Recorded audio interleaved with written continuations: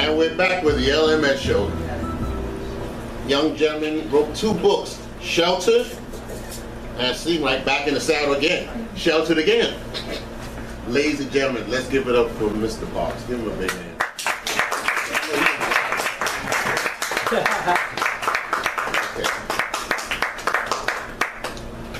Mr. Parks, good seeing you. Thank you. I remember we were downtown Brooklyn, and you have written a bumper to me. Said, "Look, I got this 3rd book." We'll talk about that on another show.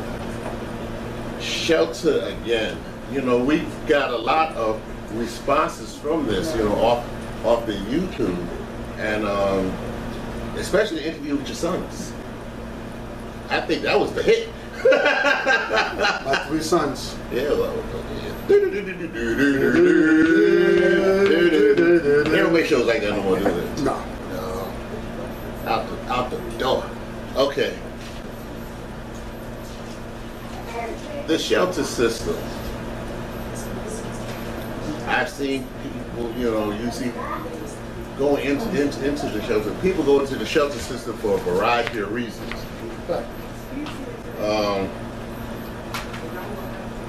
How did you get in there the first time? How did I get in the shelter? Yes, the first book, Shelter. Yeah. I got into the shelter, my first book. Well, what happened was my sons were left by themselves.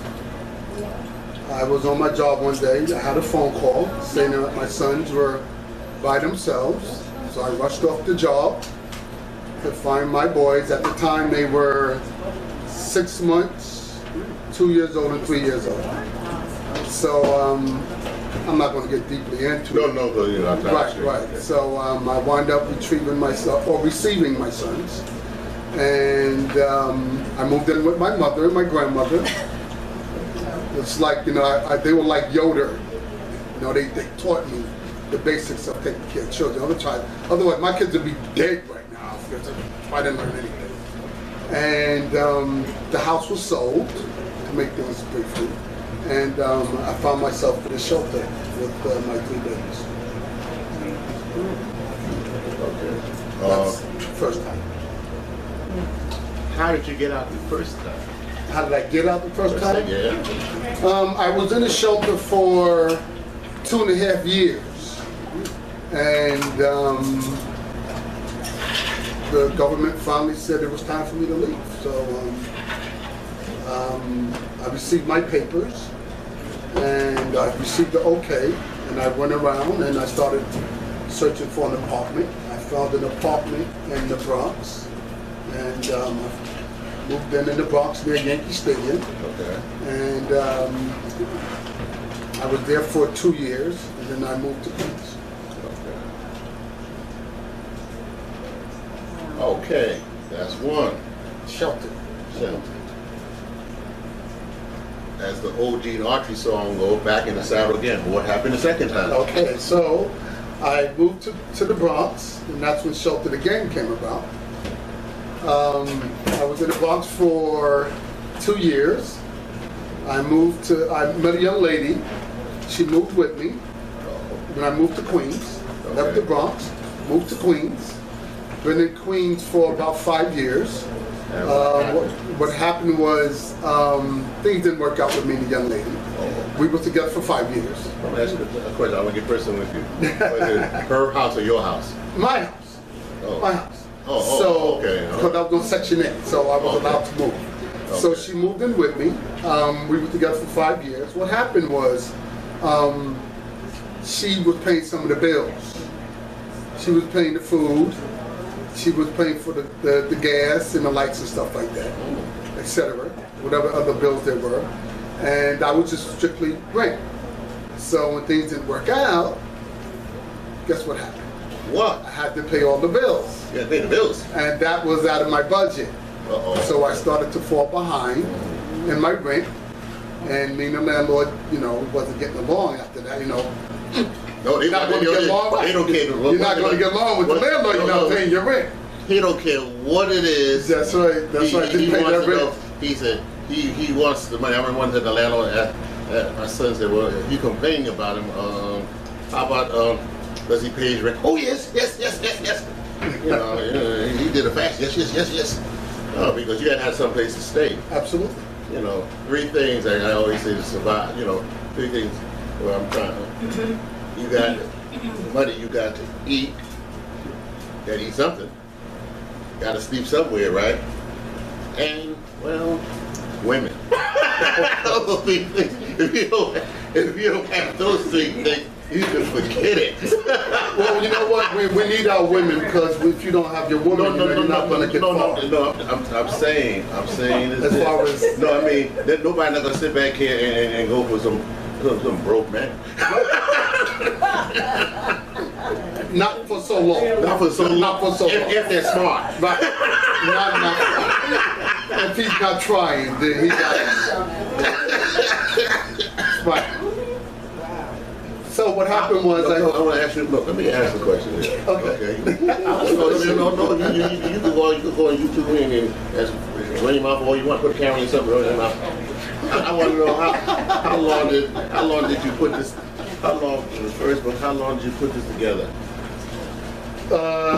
Sheltered. It took me, I would say, it took me about 2.5 years to do Sheltered. Okay. How was it received? Oh, people love Sheltered. Yeah. Oh yeah. I sold Sheltered a lot. I did a lot of shows. I did a lot of cable shows. I did a lot of. I went to a lot of venues and I talked about Sheltered. People love Sheltered. I mean, who's not going to love a story about a man raising 3 babies? Well, let me tell you. Very curious. Well, that's why I took you because it was a regular other way around. I said, another one. Right. No, but this was kind of usual. Unique story. Yeah, well, it bleeds, it leads, right? So I love that. I love this book. Okay. Forest Shelter.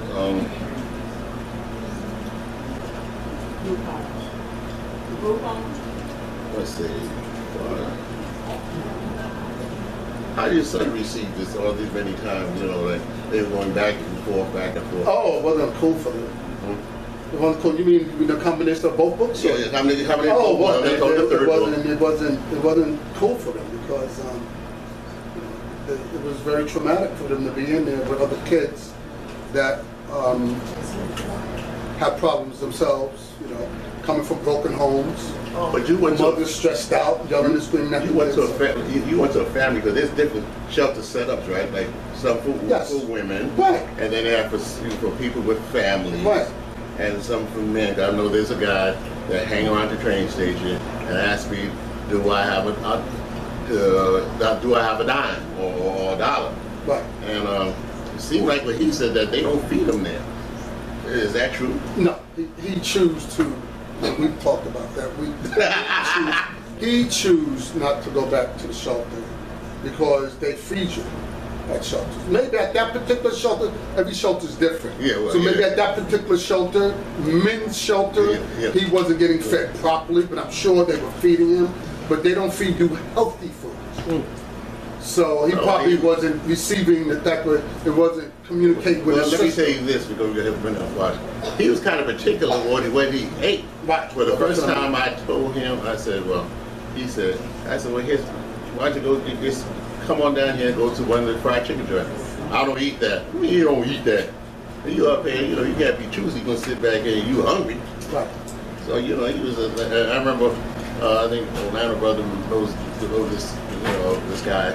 The guy just hustling. Today I said, here, go get some water.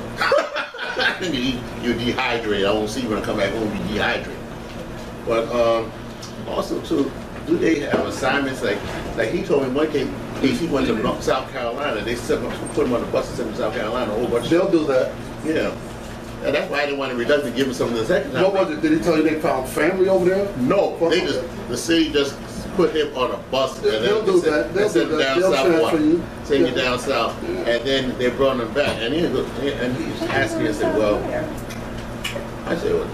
well, his stomach was bigger than mine. Right. Because he got fed down there. Right. Like we talk about being fed. Right. Like I said, every shelter is different. Oh, okay. Every state is different. Okay.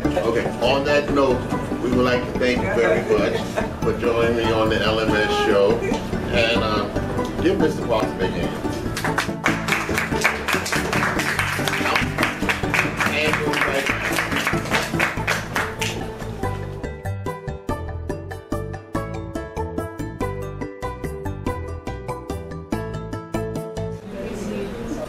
And welcome to the LMS show. Give yourselves a big hand. Hey!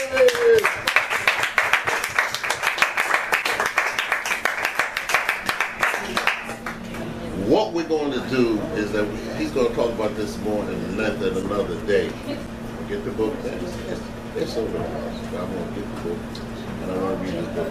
This book is dedicated to all young people of various backgrounds in America and the world who are living unfortunate lives because of the selfish adults. These are the types of adults who have their own agendas in mind, not the youth requiring supervision. Why this statement? Because the kids are in group homes because of adults, because of selfish adults. A lot of, and I'm not just talking about the parents, about teachers, talking about the environment. You have a lot of kids in group homes right now, and they're going through what they're going through because the adults in group homes are taking advantage of these children. In what way they take advantage of them? They're taking advantage of them because, number one, they don't see what happens is a lot of these group homes, anybody in here can get a group home. All you have to do is have money, you get permission from the government, go through the registration, you got a group home. And the government supports you. They give you whatever they're going to give you. So what they do is they get these group homes just to make money, because the government gives them money, and they don't put the money into the children. So you say that, we're not saying all now, but we say... We're not saying all. No, we're not saying all. But we're saying a large amount. Well, okay, there's some that some people are hearts are not in it. Right. Exactly. Their hearts are not in it. Their hearts are into making money, paying big bills on their big homes, having these lavish dinners. I remember he's saying this now. I'm not saying this. Go ahead. Going on these. Yes, this is a fact. A disclaimer. This is a fact. This is research I did. This is according to talking to the children directly. So I'm not telling you anything that's just coming off of my mind. This is factual. Now, whether or not people want to face it, but that's another thing. That's why the kids are all messed up. No, but you seem to be, because with our conversation we had on many occasions, you seem to be very dedicated to it. I've never seen nobody that dedicated, to talking about it right now is making me upset. well, yeah. It is. Because the kids are suffering. And they're suffering because of adults and not doing their jobs. How about parents? Sometimes the parents. Parents too. But the parents too. Adults. Because they figure that they put them in, say, well, little Johnny, I can't control little Johnny or little Jane, and they put them, and then they go to the courts. They go to the courts. The courts give them PINs, which means parent in need of supervision. And then they'll take them to the courts, give them to the government, and the government puts them into these group homes or in foster care. And from there, the child's lives start to take an even steeper nosedive. Because sometimes I'll tell you that, know someone personally, that stigma does not, even when you become an adult, doesn't go away that fast.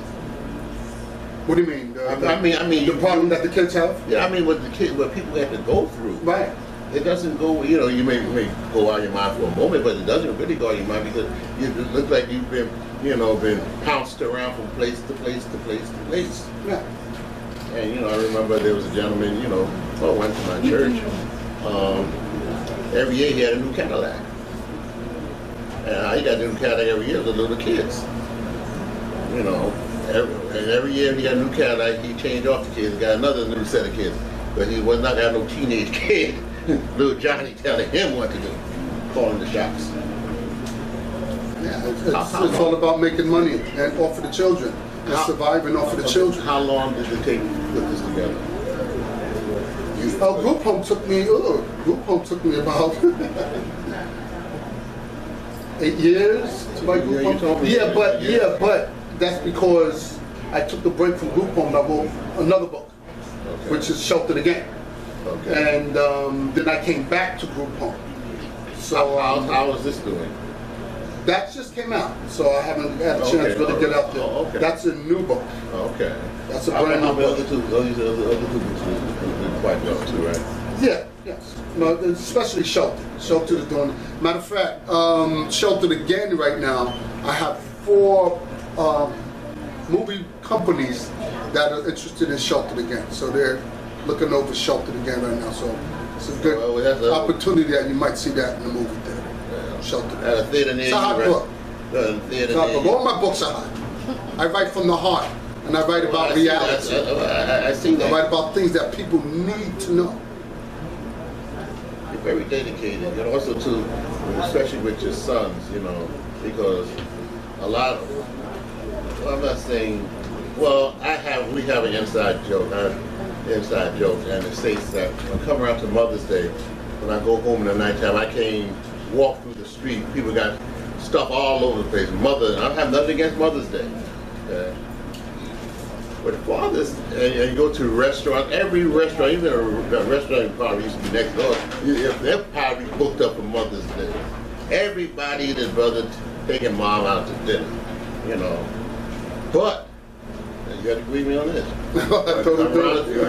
There's a term, I know where you turn it. Come around to Father's Day, restaurant time. Hey, y'all, don't sit anywhere. There's plenty of room.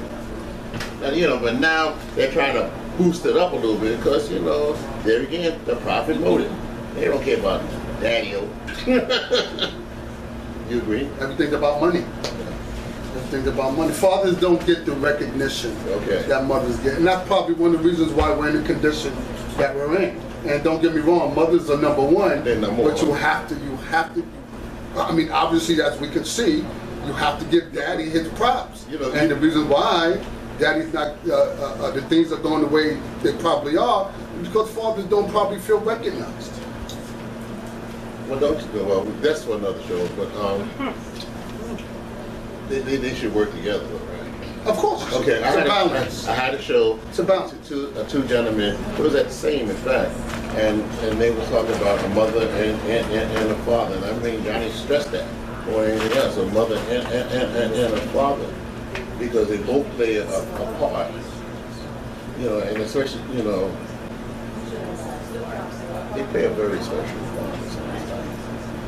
And a child's life. It's a child's life. Not their life, but what the child's life. It's a balance. It's a balance.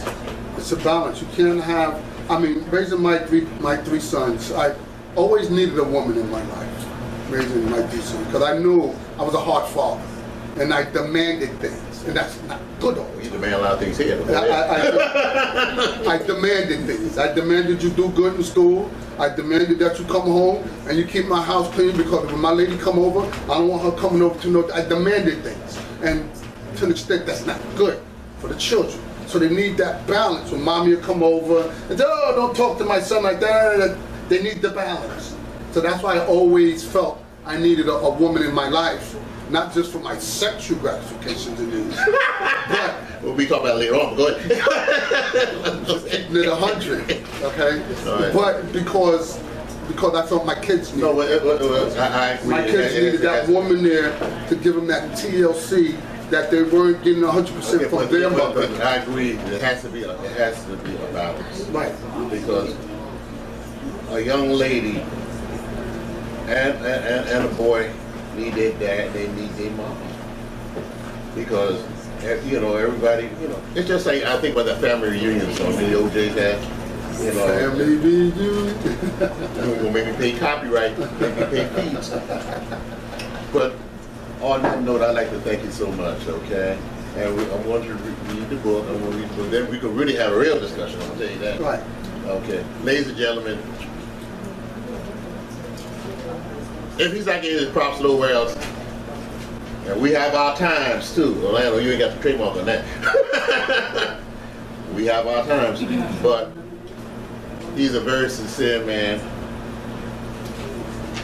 He loved his family. He loved his boys. Boys going to college now too, right? Yes, two of my sons are going to college right now. Okay, but also till we see, look, we had some kids run out there in the street, you know, you want to go home late night and not do nothing. Okay. There's a reason for that. Well, we're not getting into that. There's reasons for that. Okay, we're not getting into that. You can never blame the children you can't. for anything. No. Never. No, things start. Never the children's fault. Hold it. Hold it. Things start in the home. That's right. And on that note, we'd like to thank you very much. So give it up to Mr. Boss, everybody.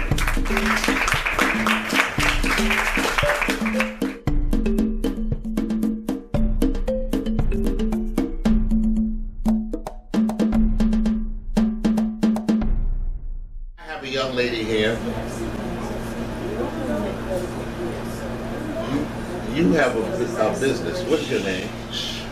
My name is Brittany Edwards, and my business is called Candid Foreplay. It's an adult novelty and lingerie store. Okay. We're not doing anything. We're not showing no whips, and we're not showing none of that in here. Okay. We try to keep it clean and legit. Maybe on the actual show. We can do anything you want that too, but we have to show respect. Okay, but you know, one thing I admired you about, about doing, even if you're doing this and that, it's still a business, right? Yes. How'd you start your business? So, I wanted an extra source of income because I just think it's important to have multiple streams of income. And so So I have, my day job, but I plan on going to law school. So I was like, I thought to myself it would be a great idea to start this business now so that when I'm, prepared to go to law school, I'll be kind of set financially. And so I thought of what my friends were doing, what kind of businesses they held. And so I thought, okay, I'm not really interested in selling clothing or making clothing, anything like that. And I just thought that this type of business was very different. And it's interesting, I'm in my early 20s, so, and I'm at that age where a lot of women are getting engaged, married, so, and that's, part of my business, so, parties and things like that. And it's fun to network with other young women in that kind of setting. So I just thought it would be really a great business idea, but also fun. I wanted to keep it fun because you have to have a passion for what you have to have a passion out loud enough. You have to have a passion for what you do, right? Yeah, and it was just fun to research. So I just made sure that whatever business I had, it was something I could be passionate about and that I could have fun learning more about. Stop right there. You had to research, right? Yes. You just didn't sit back here. But they said that like the strange thing, they have what's it called, the 80-20 principle, whereas you just know a little bit about it, then the rest come along later on, right? Yeah, no, I needed to do as much research as possible, just because I want to make sure that I'm selling high quality products. So it's not, you have to research the vendors that you get your products from. It's not just because it's such an. No, this could apply to any other business too, right? Right, but specifically in this business, it's so unregulated that I had to do the research myself to make sure that my customers trust me, right? I think that's the most important thing. Trusting your customers. The customers trust you. That's important, right? Good customer service, yes. That plays a lot of people don't think about customer service. You sit back, you try to bull you and argue and everything. Like, well, I'll take this. I got sometimes look. I went to the fair. I think it was a multi-level marketing company, and the lady said, "Well, don't worry, no obligation." I said, "Okay, well, I'll go." All right. Next thing come to the point, they wanted me to say, "Well, don't you see the plan? Don't you? I mean, they tried to beat me down to get. Come on now. Y'all told me that I was just gonna sit back and be under no obligation. Now how I'm gonna sit back and sell it to? See, that's another thing. How I'm gonna sit back and you beat me down? How I'm gonna sell it? I'll sell it to somebody. I'm gonna beat them down. I think a foundation. What kind of business a person runs too. I think that's very important. What kind of business and how they run it, yes. Yeah, how they run it. I look at your customers. Yeah. I don't sit back and jump. You can't jump. But this, you mentioned to me, this is very important. Between something that's very popular, started in Wyoming, now is all over the place. LLC. Tell us about LLC. You want to say you want to set up a business. Okay, so there are websites like LegalZoom that you can use, and they will help you create whatever entity you want. So either an LLC, sole proprietorship, an LLP, anything like What's that. What's the difference between a sole proprietorship and an LLC? I'm not like a financial advisor or anything like that, so I can't really speak to that. But the major benefit is, well, as a sole proprietorship, you can your income taxes, your business tax is run through as your personal tax. And the same thing can be for an LLC. However, it's a limited liability company. So if someone wanted to sue me and I had a sole proprietorship, they would be seizing my assets, my personal assets. They would take you to the cleaners? Excuse me? They'll take you to the cleaners? Basically. But with an LLC, they can only take my assets within the business. So it's very important sometimes to not let it be known who exactly owns the LLC. That way, because that's another way that they might be able to sue you once they find out who owns the LLC. You know, there was an incident that happened with a lottery ticket, and these people got together, and they, a group of co-workers, they got together, and they won the lottery. And the one thing in the lottery in New York, they want to publicize it. I think the governor, he didn't sign it. He wanted the people to publicize it. And then the people said, well, what to do with LLC? And you know they did? They took his advice and went out and formed an LLC. Ain't nobody know who got the money. How smart, you gotta get what he has to say at times too. Because LLC said, and they're all together, they got the money. Nobody know who's who. And that's all you need. Go public, all your relatives and people you ain't seen in a long time. Everybody coming out of the woodwork. and trying to get everything awesome. Well, I want to have this enterprise, cuz. Well, look, I've discovered this enterprise before you met me, before you ain't never called me. That's my. No. Forget about it. Oh boy. But that's the difference, all right?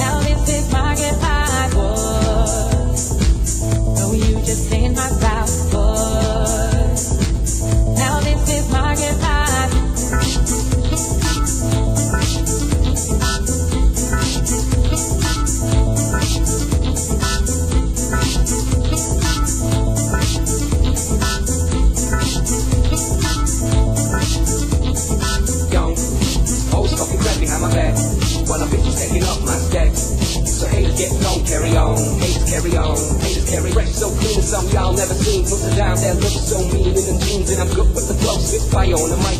How really tight was my sweater so bright.